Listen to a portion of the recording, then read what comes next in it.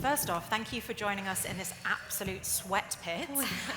This is pretty full on, but hopefully you get quite a lot out of this, other from being severely dehydrated. But I'm Sedge. I am an exited founder turned consultant turned bit of jack of all trades, as Lydia said.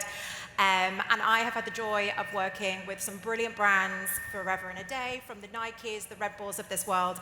And the word that gets thrown around all the time is community. And this year in particular, it feels like the ultimate buzzword. So I wanted to just call bullshit on what everyone is saying is a community and bring together an amazing panel of genuine experts with completely different stories, different ways of cultivating, growing, nurturing community.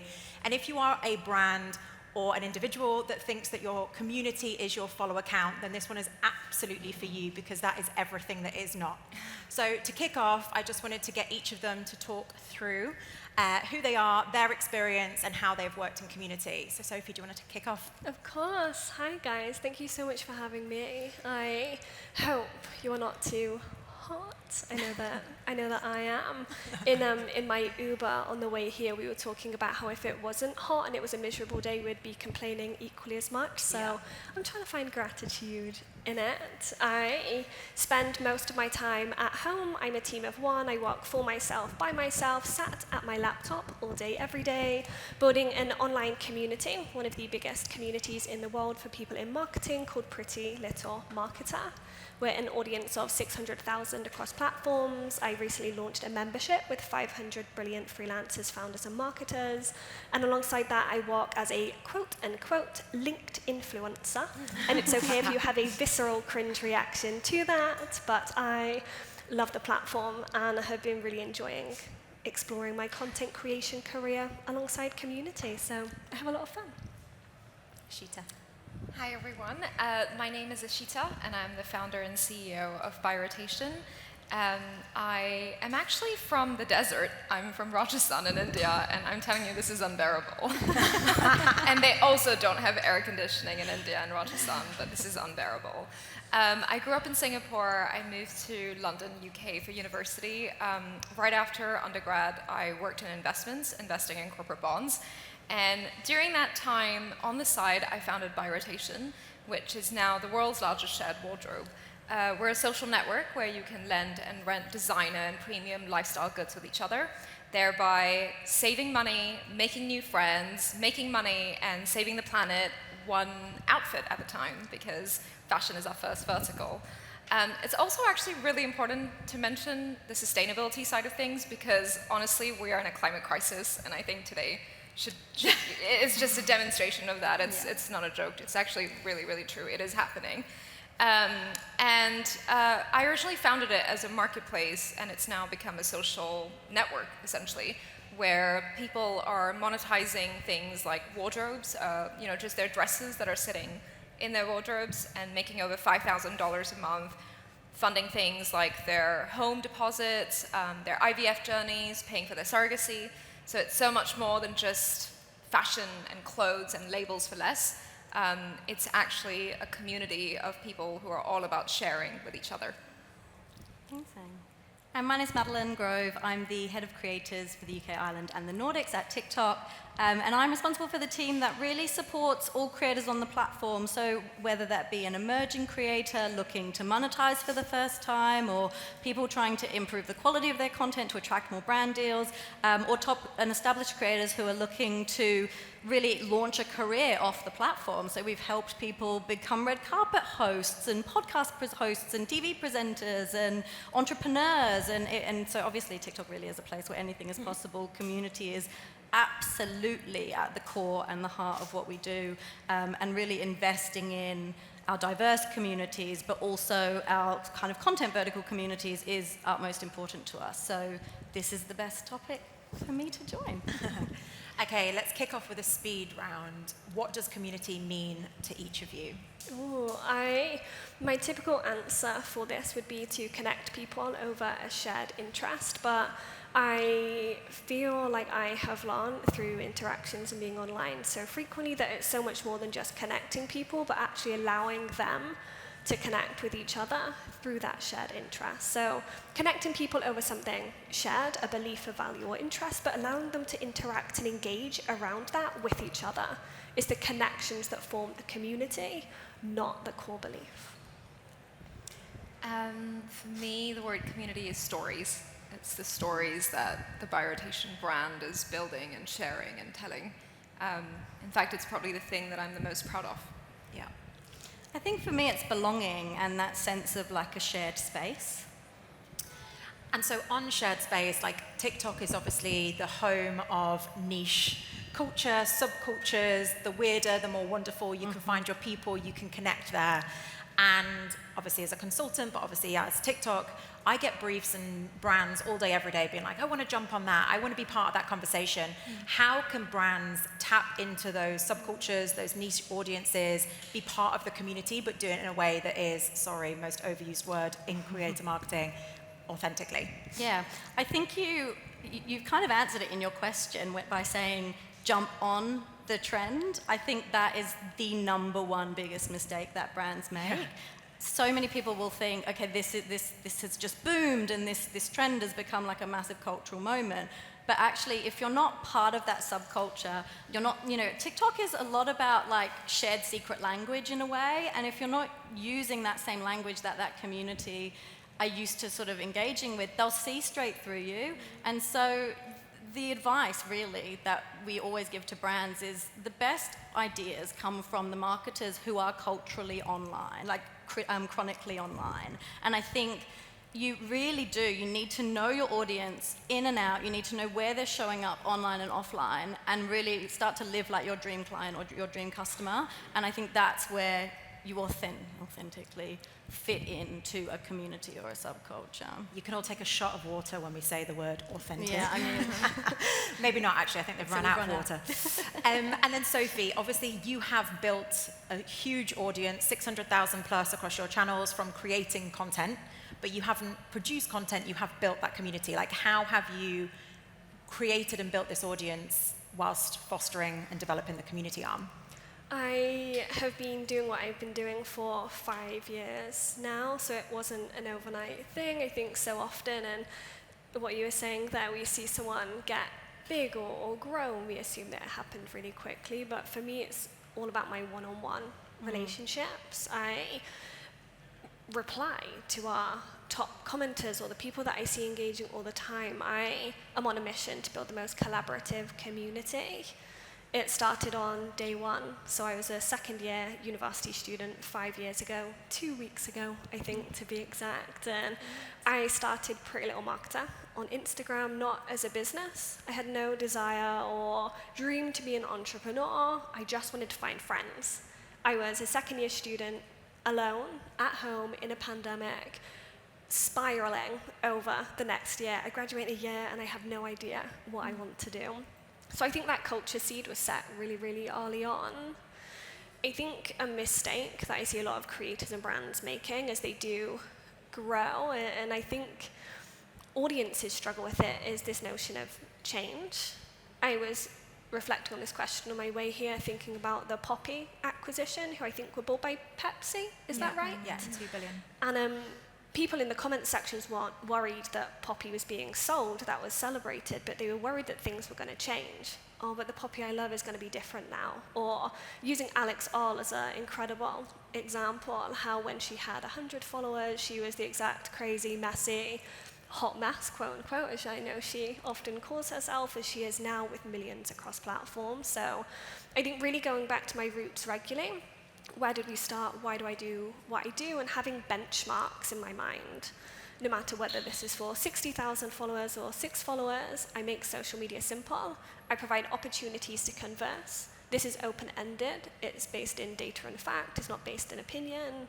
So that whether you do scale to 600,000, 6,000, or 6, you're that same person, just the output looks different. So regularly going back to my roots, I think, is really important. How do you, as a team of one today manage to actually reply and have that one-to-one connection with people? I try my best. I hired a VA, a virtual assistant this year, which was amazing. She takes a lot of the load off. I couldn't do what I do without her.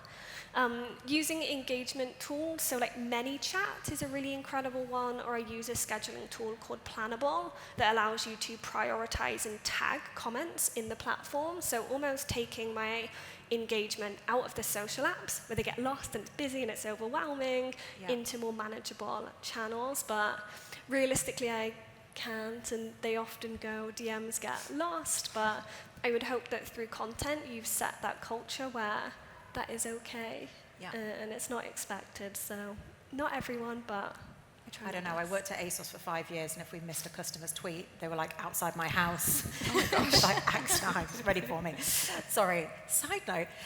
So community is obviously core of your entire business. You've touched on it. Your passion has obviously come through already. As you scale and as you grow by rotation, how do you keep the trust and scale the community aspect? Yeah, I mean, we continue to put our customers front and center, especially on the marketing side of things. So you'll notice a lot of our marketing, be that on social media platforms or even our newsletters. Obviously, email newsletters are so powerful to drive conversion.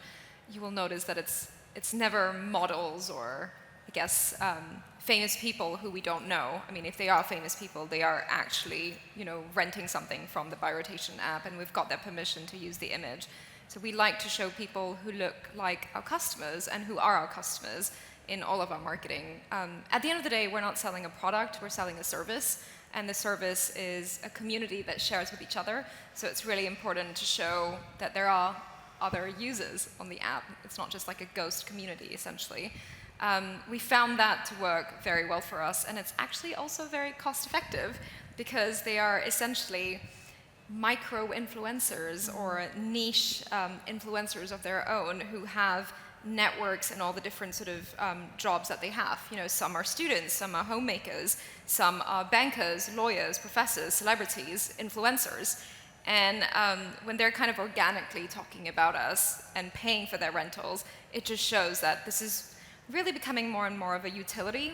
People use By Rotation because it just makes sense, not because it's a brand that is better than another fashion brand or another resale or rental platform. They just use it because it's kind of like when you're Ubering somewhere, right? It's almost becoming one of those things where people say, I rotated it.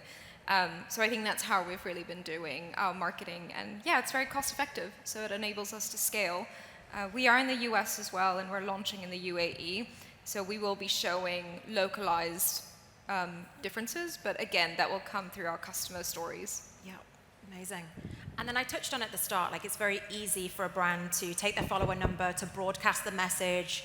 Every marketer, every CMO thinks that the marketing campaign that they need to talk about and they want to talk about is the most important thing that will go out on LinkedIn or Instagram that day. So how can a brand on TikTok really win and drive and build and win with community? Yeah, I think we are often stuck in this place between measuring the effectiveness from a data perspective of a campaign, and actually when you set out to build your campaign, yes, you need the data, yes, you need the evidence, but you need a hell of a lot of gut instinct as well. And we always say this, you kind of need to go off vibes sometimes. I was talking to my colleague earlier about the Book Talk community is probably our best example of a thriving community that really just bubbled away on its own, and we kind of came to it after it had its own personality and identity.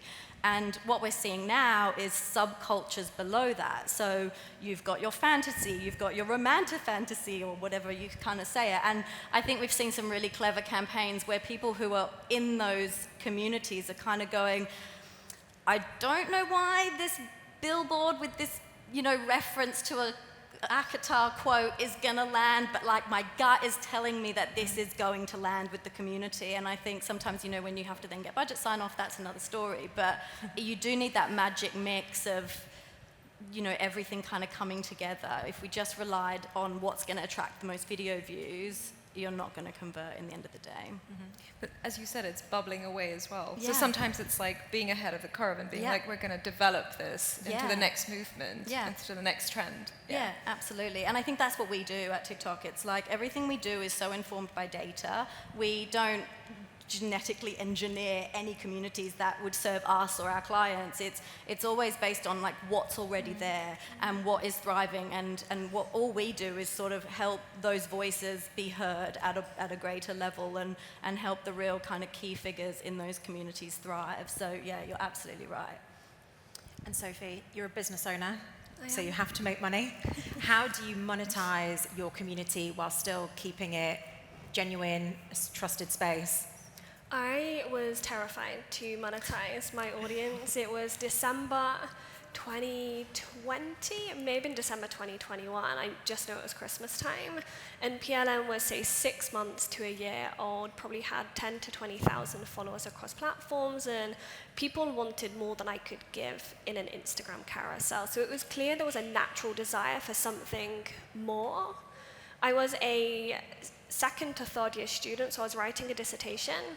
I was posting 7 days a week on Instagram and LinkedIn. I don't know. Our university experiences I were was very different. different. I was very drunk. I was locked in my house. I freelanced for an influencer marketing agency, and I was freelancing some of the world's biggest brands as a community consultant. So I didn't have time to produce more internet content.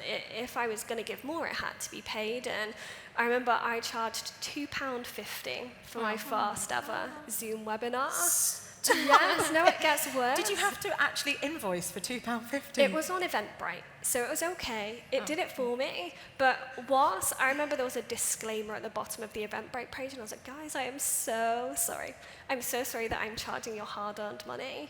And I think a lot of it for me came from I didn't feel worth it. £2.50, when you can't get a coffee for £2.50. So part of it for me was like a real mentor journey. As a creator, I now work with brands on brand deals as a quote-unquote influencer as well, and that can be really challenging as like a mental battle too. I now run a multi-six-figure business through monetization. We have 500 members in our membership. I charge for our webinars, I charge for our events, so we've come a long way since our £2.50 webinar days. But for me, it's always been about a give and take balance. I spend a lot of time consuming, and I'll see accounts pop up. Faceless UGC has been a really big one on my reels recently.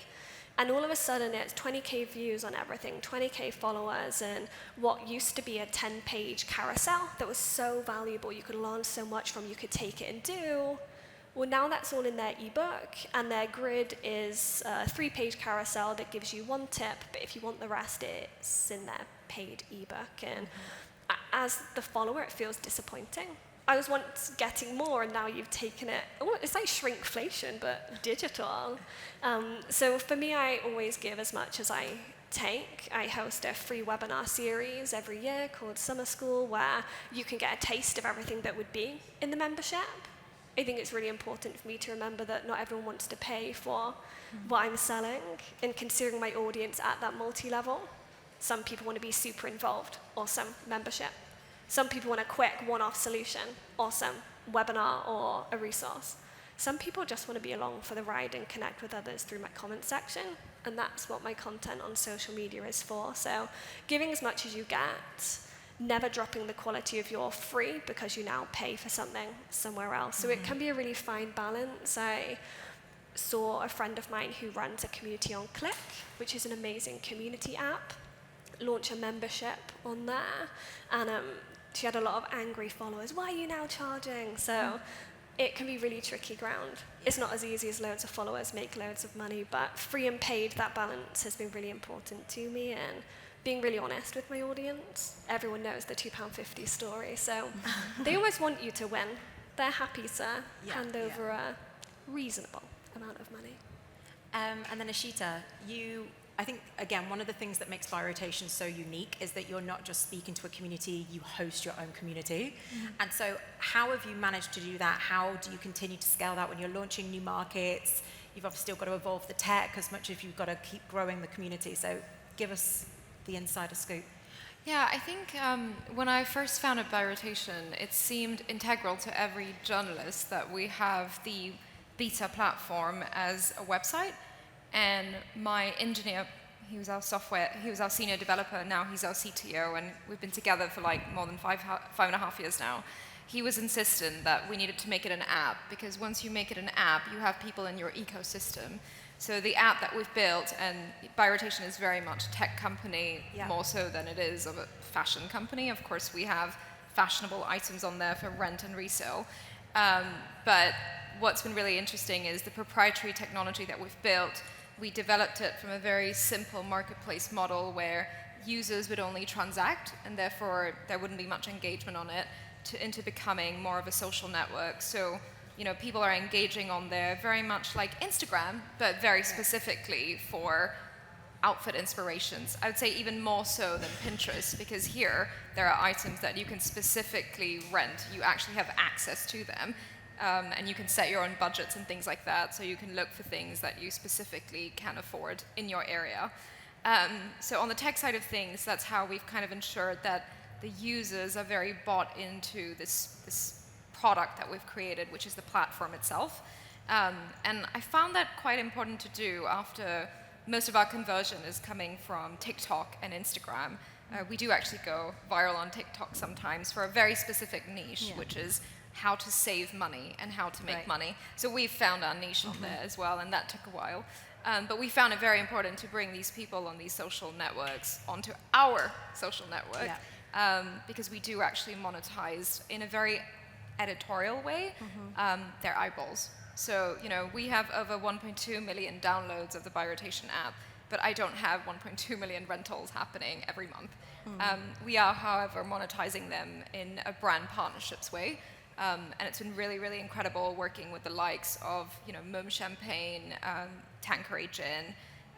We've done some really, really incredible things with a lot of global brands, and that's actually helped us get awareness even in the US and hopefully in the UAE where we launch. What I found really interesting, and I should have actually tied this into my background, is I think for us when we think about creators and creator economy, we don't really think about someone who does this as a full-time job, because Biotation is a side hustle. It was a side hustle for me when I first founded it. So most of our super users on the app, they have day jobs, so as to say. I mentioned some of their career professions in the previous answer. But what I love about it is that they're so influential within their communities and networks, because their full-time job is not to create content and be paid for those ads. They are talking about Biotation because they want to, because it's useful to them, because you will rent their clothes, and they can also rent your clothes. So it's very genuine and authentic. Sorry to use that word, but you can have a shot of water. Drunk. It's fine. Yeah. But I think for us, it just works very organically. There's no reason for anyone to create content about Biotation. They do it because it just benefits them. It just makes sense.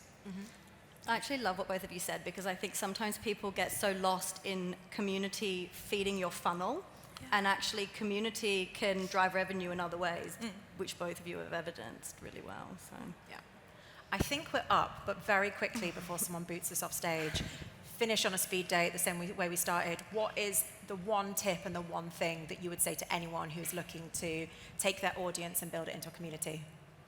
Should I go first? Yeah, sorry, I'm making eye contact with you. Listen to them. Don't make assumptions for them. I think your community's think in probably quite different ways to how you think. So just, find ways to engage with them and make decisions based on what they want to hear.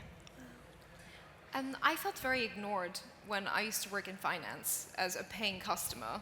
So I guess for me, I'd almost say really think about who's your end customer and give them love, because those can be a different type of creators for you as well. The word of mouth, the network effects, super important. I love those answers. I would add be a facilitator. I love what you were saying about book talk.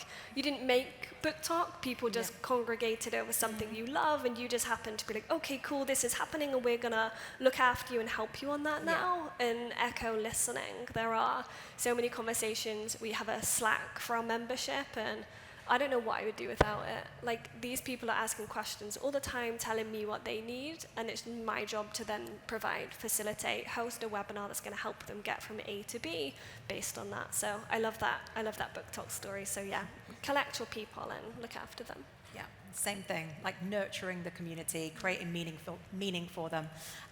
Thank you. If any of you have questions or want to chat to them, they are going to run out there where there's aircon rather than here, because I am worried that someone might pass out. But thank you so much for tuning in. Thank you.